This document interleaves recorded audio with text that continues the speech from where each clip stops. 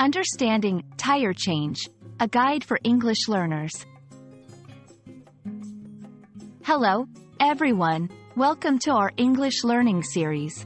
Today, we're going to explore a very practical phrase, tire change. This phrase is not just useful for car owners, but it's also a great way to enhance your English vocabulary related to everyday activities. So, let's dive in and understand what tire change really means and how you can use it in your daily conversations. Tire change refers to the process of removing a tire from a vehicle and replacing it with another tire.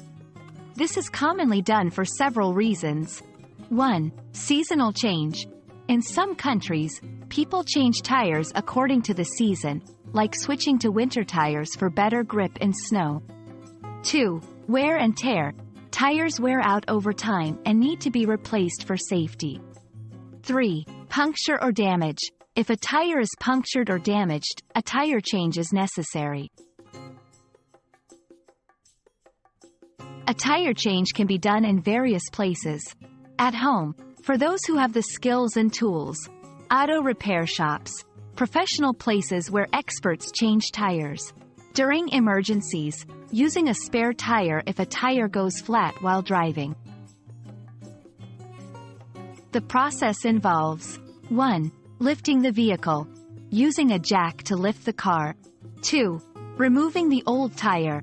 Unscrewing the bolts and taking the tire off. 3. Mounting the new tire. Placing the new tire and screwing the bolts back. Let's see how to use tire change in everyday English.